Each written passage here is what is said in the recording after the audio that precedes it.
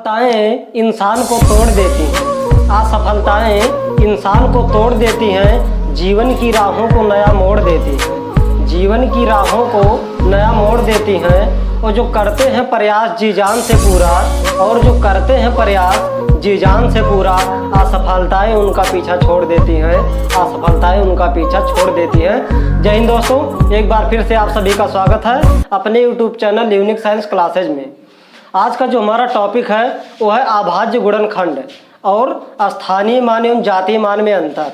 तो दोस्तों, आज लेक्चर नंबर 4 में हम आप लोगों को बताएंगे कि अभाज्य गुणनखंड में अभाज्य खंडों की संख्या कैसे ज्ञात किया जाता है, और जातीय मान क्या है तथा स्थानीय मान क्या है, और उनके बीच में अंतर क्या है। तो आइए हम अभाज्य गुणनखंड से शुरू करते हैं।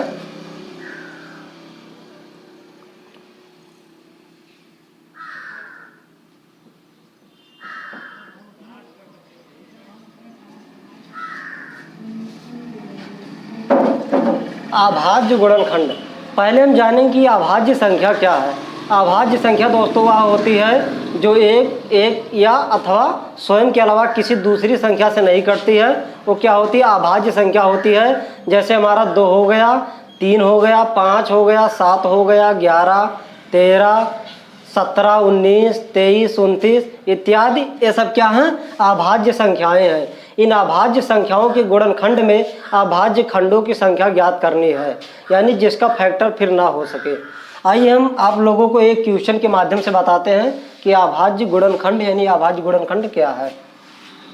यहाँ पर एक क्वेश्चन है 12 गुणे 15 गुणे 17 गुणे 19 गुणे 23 गुणे 27 गुणे 31 के गुणनखंड में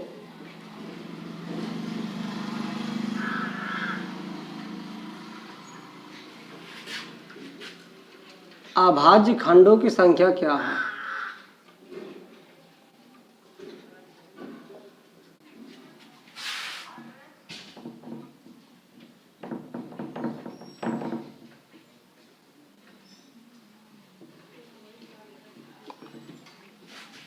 दोस्तों, क्वेश्चन क्या है?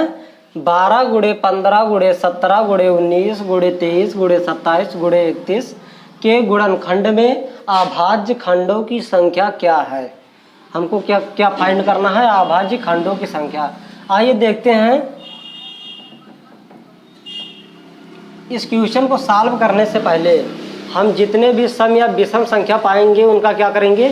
फैक्टर कर देंगे। फैक्टर करने के बाद जितनी संख्याएं होती हैं वही हमारा अभाज्य खंडों की संख्या होती है। जैसे यहाँ पर 12 है, 12 का हम फैक्टर करेंगे, क्या होगा? 2 गुणे 2 गुणे 3, यानी 2 दुनाए 4 तियाएँ 12। उसके बाद ऐसे 15 का हो जाएगा। 15 विषम संख्या है, 3 पचे 15। उसके बाद ऐसे 17 अभाज्य संख्या है तो 17 का फैक्टर होगा नहीं। 19 भी ऐसे है, अभाज्य संख्या, फैक्टर नहीं होगा। 23 है, ये भी अभाज्य संख्या, फैक्टर नहीं होगा। ऐसे 27 है, 27 क्या है? 3 का क्यूब रूट है, यानी 3 गुणे 3 गुणे 3, यानी 3 त्रिक 9 त्रिक 27। उसके बाद 31 है, 31 भी क्या है? अभाज्य संख्या है। अब जितनी भी संख्याएं यहाँ पर हैं वो सब हमारी क्या हैं? अभाज्य खंडों की संख्या है। संख्या गिन लेंगे, 1 2 3 4 5 6 7 8 9 10 11 12, अर्थात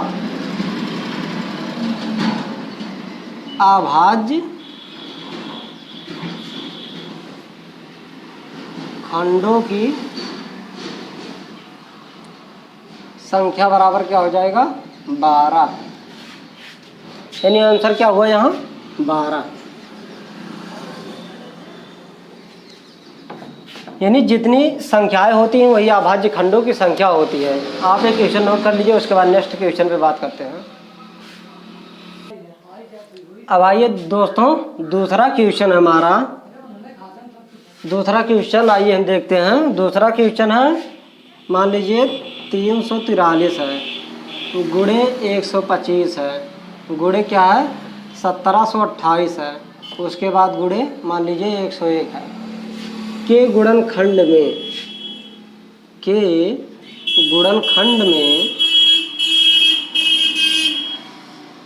अभाज्य खंडों की संख्या।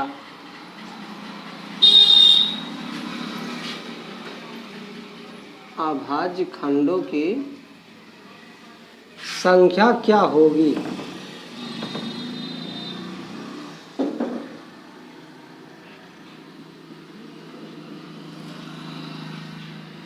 दूसरा क्वेश्चन क्या है?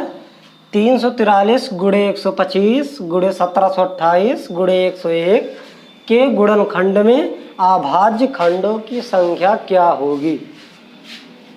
अब आइए इसको सॉल्व करते हैं।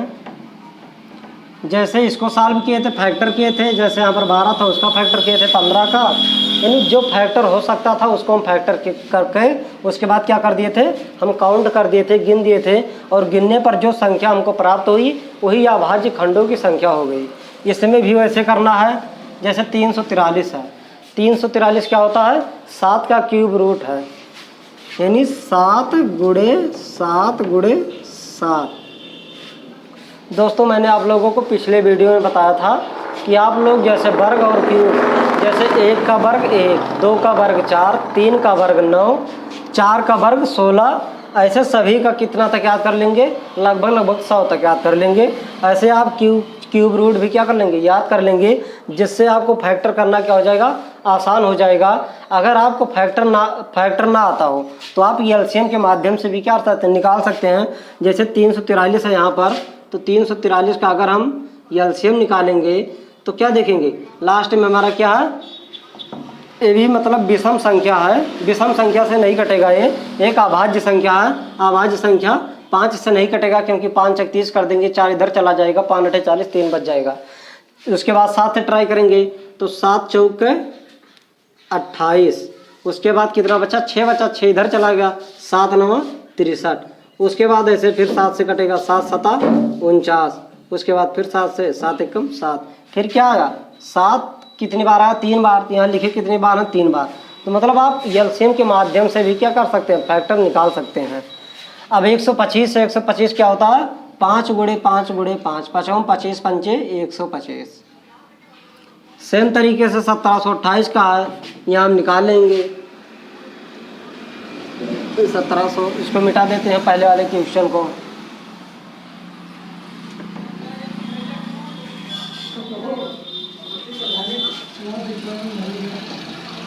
जैसे यहाँ पर 1728 है, सम संख्या है, हम पहले छोटी संख्याओं से काटेंगे तो 2 8 16, 2 6 12, 2 चौक 8, उसके बाद फिर 2 से 2 चौक 8, 2 3 6, 2 2 4, फिर 2 से काटेंगे, 2 2 4, 2 1 2, 2 6 12, उसके बाद फिर 2 से काटेंगे, 2 1 2, 2 8 16, उसके बाद फिर 2 5 10, 2 चौक 8, उसके बाद फिर 2 से 2 2 4, 2 7 14। अब 27 है, 3 से काटना पड़ेगा, 3 9 27, 3 से काटना पड़ेगा, 3 3 9, 3 से काटना पड़ेगा, 3 1 3, यानी 1 2 3 4 5 6, 6 बार क्या आया है? 2। यहाँ पर 6 बार 2 लिख देंगे, 2 गुणे 2 गुणे 2 गुणे 2 गुणे 2 गुणे 2, 1 2 3 4 5 6, 6 बार क्या होगा? 2। अब 3 बार कितना है? 1 2 3, यानी 3 कितनी बार आया है? 3 बार आया है। तो यहाँ पर 3 बार क्या कर देंगे? 3 लिख देंगे। उसके बाद क्या है? 101 है, 101 का फैक्टर नहीं होगा, 101 लिख देंगे, क्योंकि 101 क्या है? अभाज्य संख्या है। अब क्या कर देंगे? हम इसको गिन लेंगे कि कितनी संख्याएं, कितनी अंक, मतलब कितने अंक इसमें टोटल है फैक्टर करने के बाद। तो 1 2 3 4 5 6 7 8 9 10 11 12 13 14 15 16, यानी अर्थात अभाज्य खंडों की संख्या क्या हो जाएगी? अभाज्य खंडों की संख्या बराबर क्या हो जाएगा? 16 हो जाएगा। 16 यही आंसर हो जाएगा इस क्वेश्चन का। इसमें कुछ ज़्यादा करना नहीं, सिर्फ आपको फैक्टर अगर आ रहा है तो क्वेश्चन करने में कोई हिचकिचाहट नहीं होगी, कोई भी परेशानी नहीं होगी। आप इसको नोट कर लीजिए, उसके बाद नेक्स्ट क्वेश्चन पे बात करते हैं। अब आइए नेक्स्ट क्वेश्चन है, यानी तीसरा क्वेश्चन है। तीसरा क्वेश्चन है, जैसे मान लीजिए 16 के पावर 5 हो गया, उसके बाद 18 के पावर मान लीजिए 6 हो गया, उसके बाद मान लीजिए 25 के पावर 8 हो गया, उसके बाद 35 के पावर 12 हो गया, उसके बाद 121 के पावर मान लीजिए 4 हो गया। के गुणनखंड में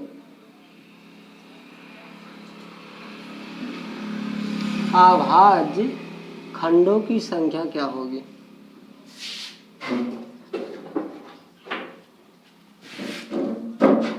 अभाज्य खंडों की संख्या क्या होगी?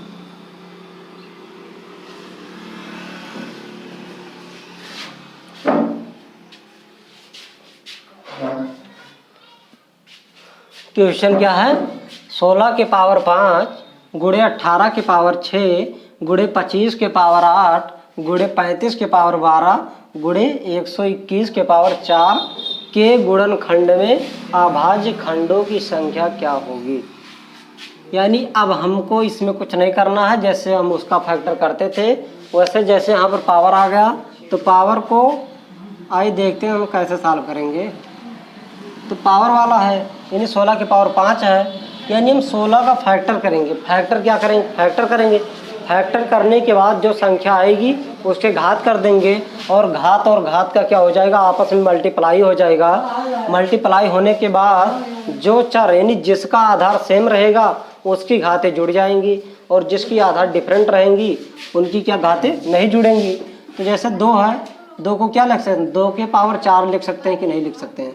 क्योंकि अगर हम 16 का फैक्टर करेंगे, हम मान लीजिए एलसीएम से कर रहे हैं, तो 2 8 16, 2 चौका 8, 2 दुनाए 4, 2 एकम 2, यानी क्या हुआ? 1 2 3 4, 4 बार 2 आया तो इसको क्या लिखते थे? 2 के पावर 4, यानी जितनी बार आवृत्ति होती थी उतने क्या घात में क्या देते थे? लिख देते थे।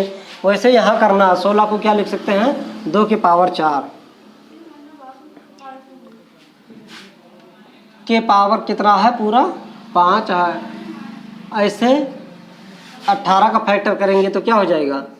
2 3 6 3 18, यानी 3 का वर्ग, 3 त्रिका 9 दूनी 18 और पूरे का पावर क्या है?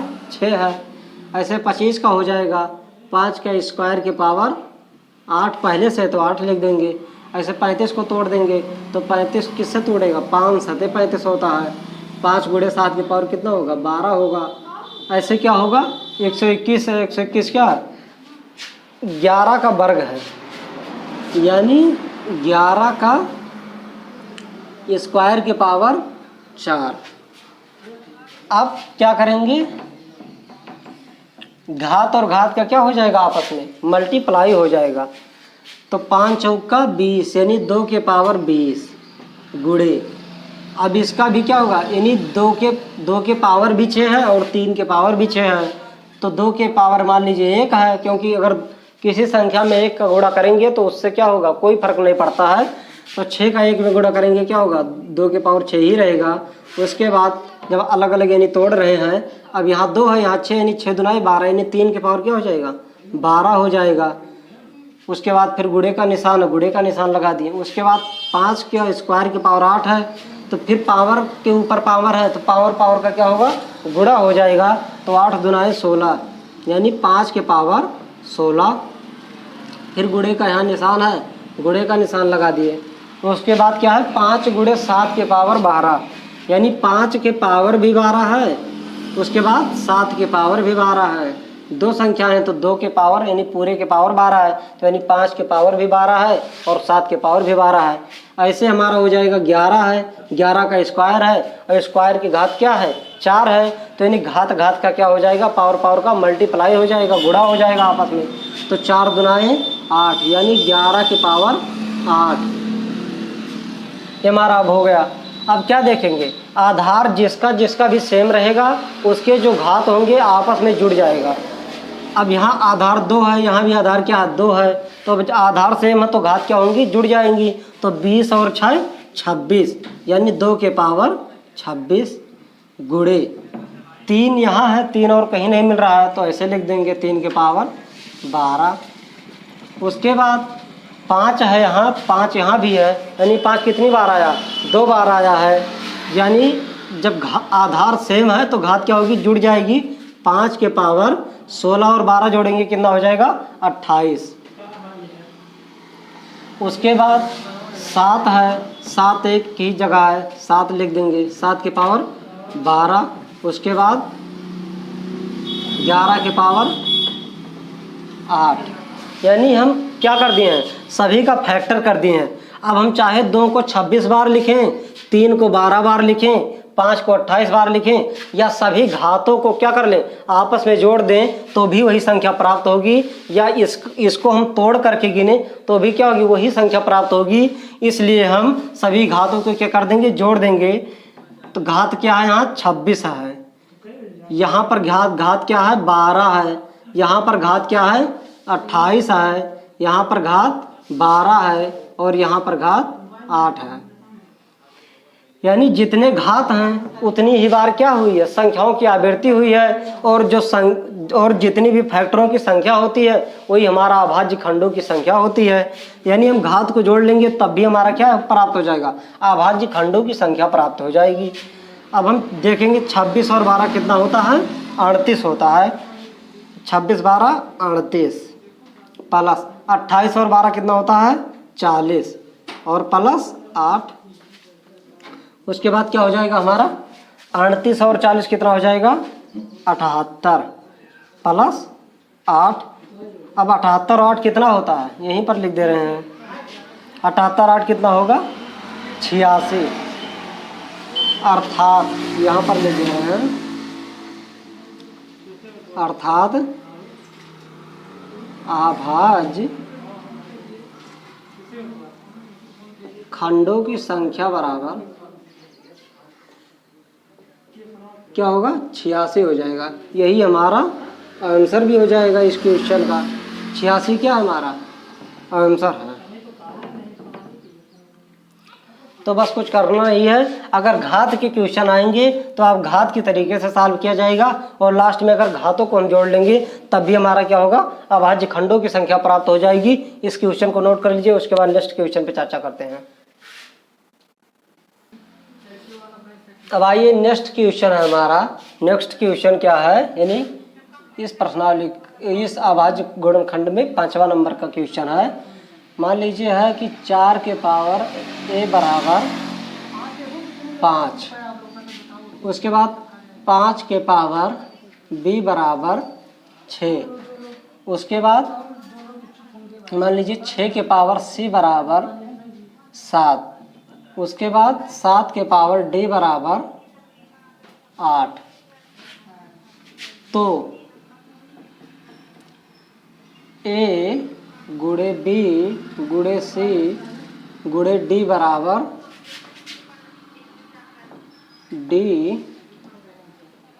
बराबर क्या होगा।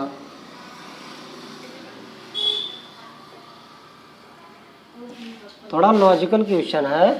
क्या है, 4 के पावर a बराबर 5, 5 के पावर b बराबर 6, 6 के पावर c बराबर 7, 7 के पावर d बराबर 8।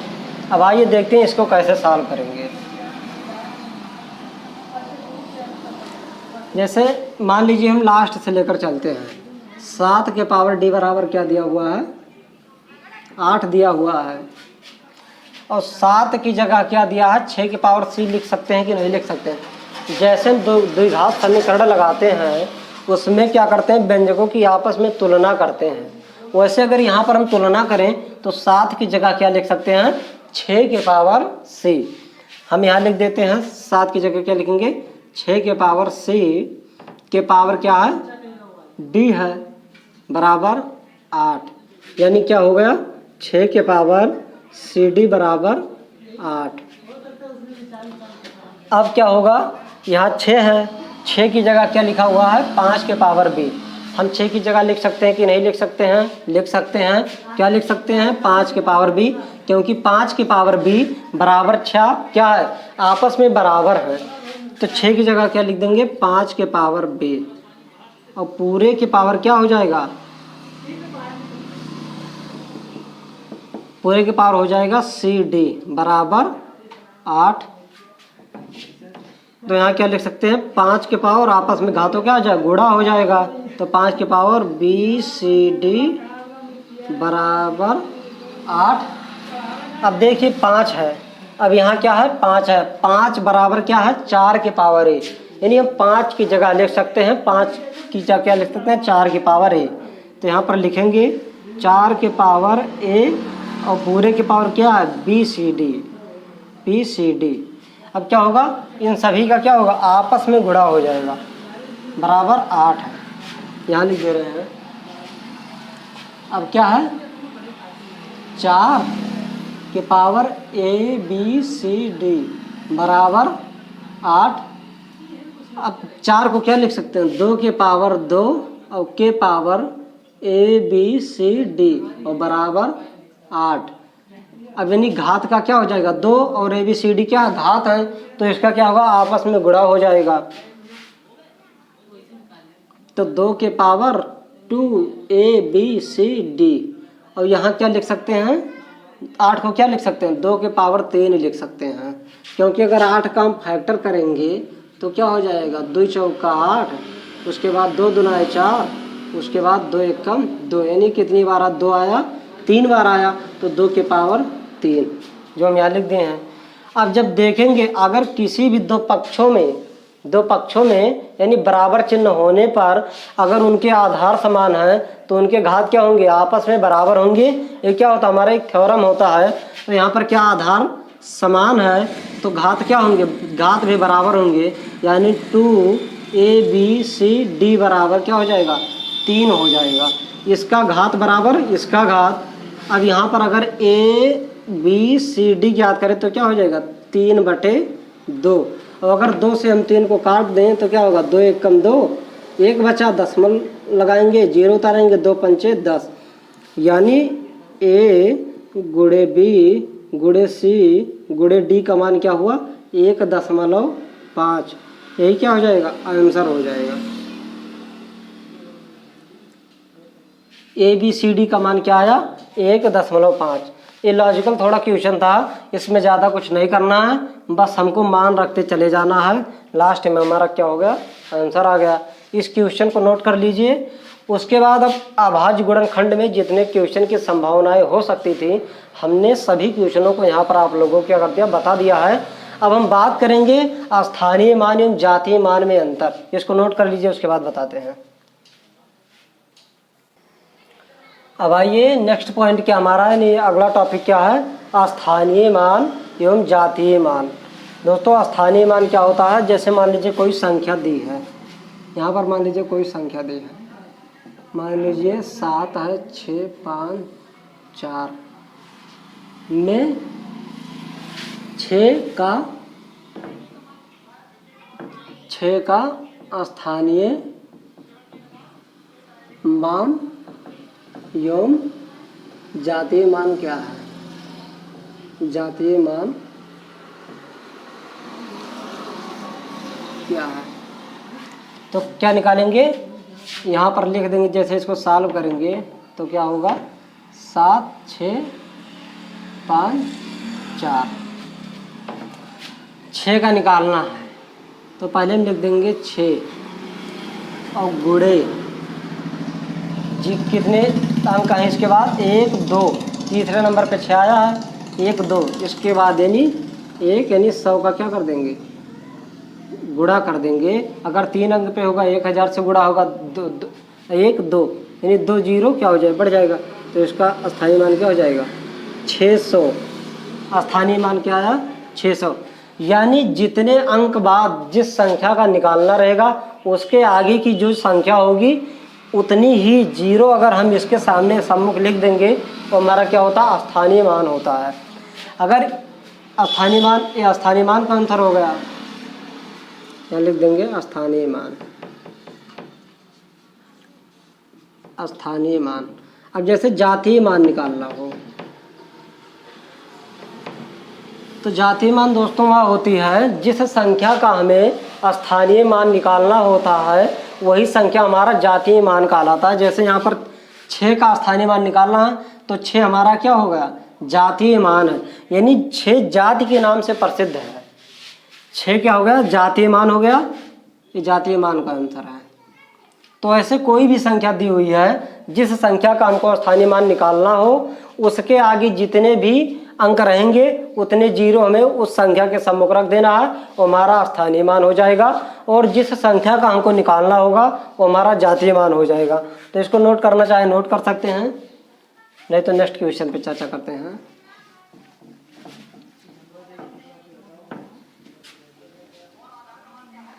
जैसे मान लीजिए कि यहाँ पर दूसरा क्वेश्चन है, मान लीजिए लिखा 253.01, मान लीजिए बराबर है 2a plus 5b plus 3c plus d। मान लीजिए क्या है, कितनी संख्या के बराबर है, तो a plus b plus c plus 100d बराबर क्या होगा, यानी 100d। अगर मान लीजिए जैसे है, अगर आपको स्थानीय मान पता होगा तो ये क्वेश्चन क्या कर देंगे आप, सॉल्व कर देंगे। आइए देखते हैं कैसे सॉल्व करेंगे इसको। जैसे हम स्थानीय मान निकाले थे, स्थानीय मान का मतलब क्या होता है, संख्याओं को तोड़ना। इसमें क्या करेंगे हम, संख्याओं को तोड़ना करेंगे, तोड़ेंगे। 253.01 यानी 200 अलग हो जाएगा। उसके बाद क्या है, 53 यानी 50 प्लस 3 प्लस क्या कर सकते हैं, 0.01 को क्या लिख सकते हैं, 1/100। अगर यहाँ 0.1 सिर्फ होता, 0 ना होता तो 1/10 लिखते। अगर 1 0 हो गया तो 1/100, 2 0 हो जाता 1/1000, 3 0 हो जाता 1/10,000। ऐसे क्या होता चला जाता है।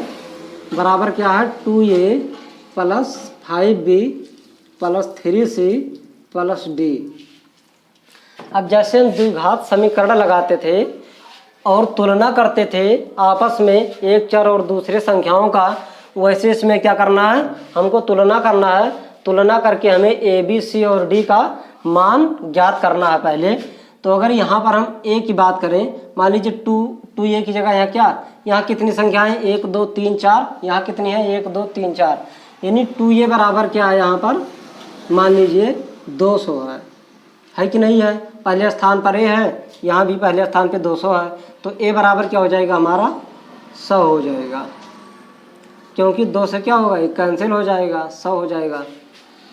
इसी प्रकार 5b बराबर इसकी जगह क्या है, 50 है, तो b बराबर क्या हो गया, हो जाएगा 50/5 यानी 5 दाहिम 50, यानी b बराबर क्या आया, 10 आ गया हमारा।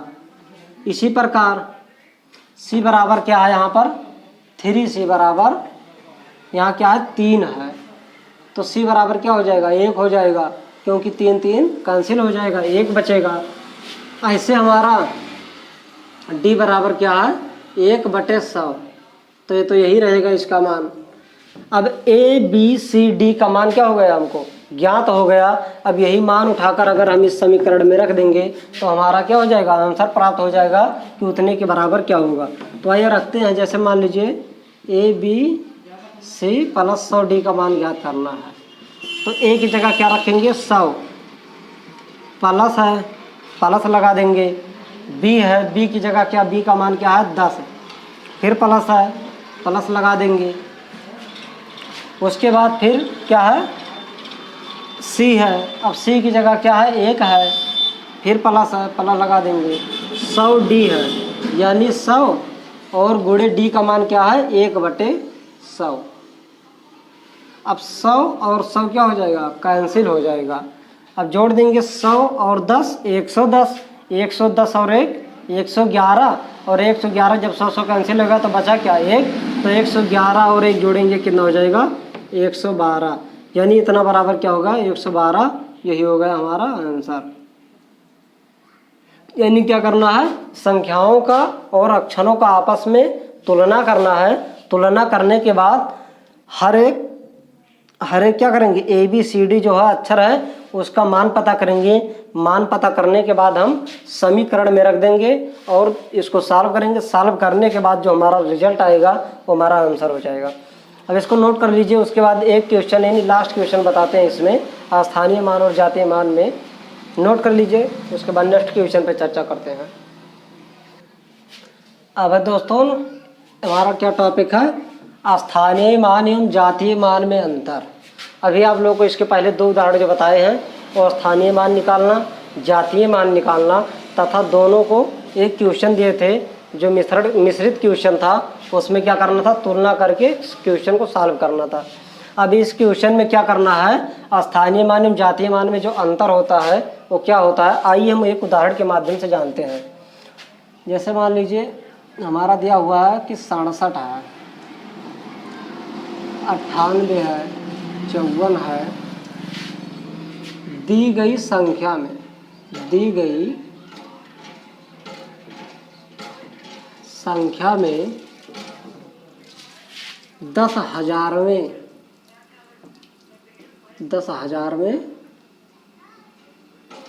10,000वें संख्या के स्थानीय मान एवं जातीय मान में अंतर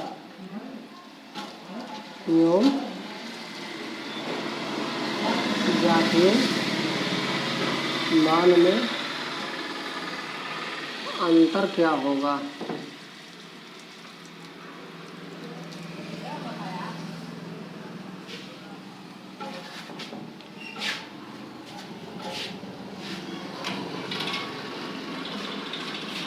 क्वेश्चन क्या है, 67, 98, 54 दी गई संख्या में 10,000वें संख्या के स्थानीय मान एवं जातीय मान में अंतर क्या होगा।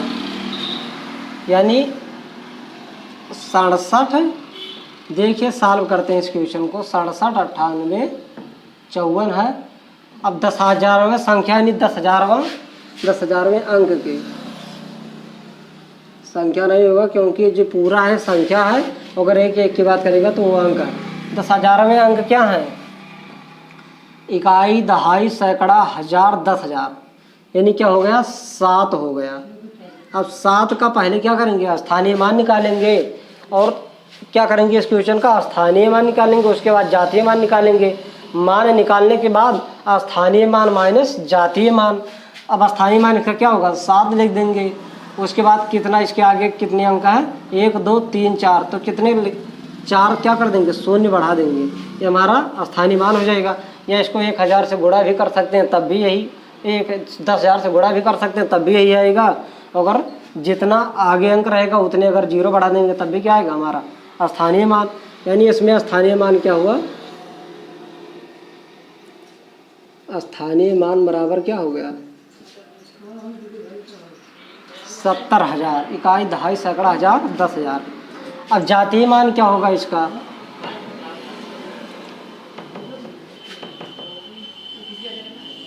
जातीय मान क्या होगा इसका, जिस संख्या का स्थानीय मान पूछेगा वही संख्या क्या हो जाएगी, हमारी जातीय मान हो जाएगी। तो 7 यहाँ पर हमारा क्या है, जातीय मान है। अब स्थानीय मान और जातीय मान क्या हो गया, हमको पता चल गया।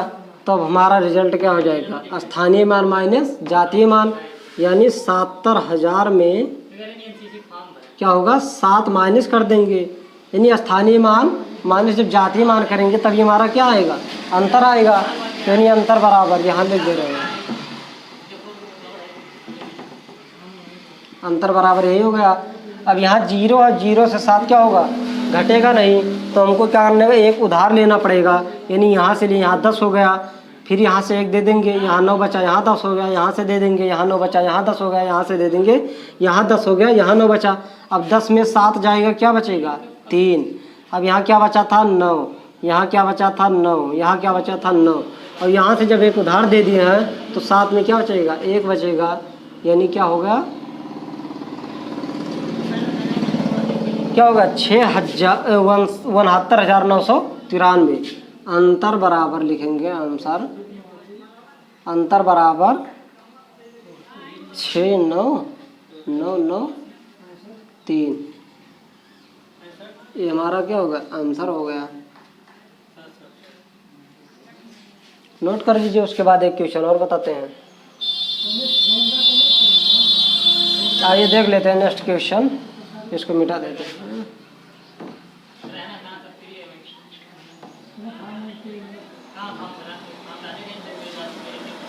जैसे इसी में मान लीजिए कोई दूसरा अंक ले लीजिए। जैसे मान लीजिए 58,635,4,9 में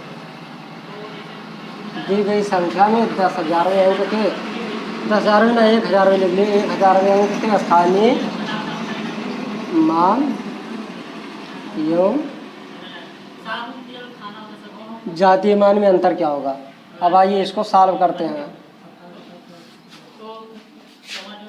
इसको कैसे सॉल्व करेंगे। अंक के 1,000वें यानी 58, 63, 49 में क्या करना है। 1,000वें अंक के स्थान 1,000 नंबर पे कौन है। 1, इकाई, दहाई, सैकड़ा, हजार यानी 6 हुआ। अब 6 के आगे कितने अंक हैं। 3 अंक हैं तो 3 0 हो जाएगा। यानी स्थानीय मान क्या होगा इसका। स्थानीय मान इक्वल 6,000। अब जातीय मान पता करेंगे तो जिस संख्या का हमको स्थानीय मान निकालना होता है वो संख्या क्या हो जाती है, जातीय मान हो जाती है। तो जातीय मान बराबर 6 हो गया। अब इस स्थानीय मान अंतर क्या हो जाएगा। यहाँ पर फार्मूला लिख लीजिए। अंतर बराबर होगा स्थानीय मान माइनस जातीय मान।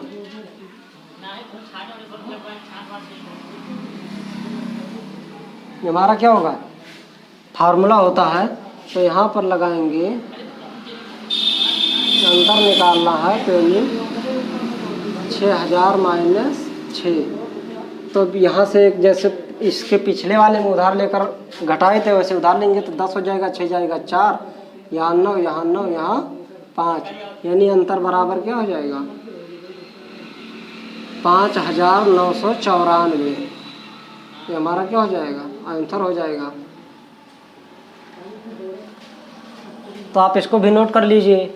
मैं उम्मीद करता हूं कि ये वीडियो आप लोगों को अच्छी तरीके से समझ में आया होगा और मैंने समझाने का पूरा प्रयास भी किया है। आज के हमारे टॉपिक में क्या था, अभाज्य गुणनखंड, स्थानीय मान निकालना, जातीय मान निकालना तथा स्थानीय मान और जातीय मान में अंतर। लेक्चर नंबर 4 में हम आप लोगों को ये बताए। जो हमारा ग्रुप डी और एनटीपीसी का जो परीक्षा है उसमें इसमें से 1 या 2 क्वेश्चन जरूर पूछे जाते हैं। तो दोस्तों बस आज अब यहीं तक। अब नेक्स्ट वीडियो में आप लोगों को मिलते हैं नए टॉपिक के साथ। और जो हमारा नया टॉपिक है वो होगा शेष पर आधारित प्रश्न। क्या होगा, शेष पर आधारित प्रश्न। तब तक के लिए धन्यवाद।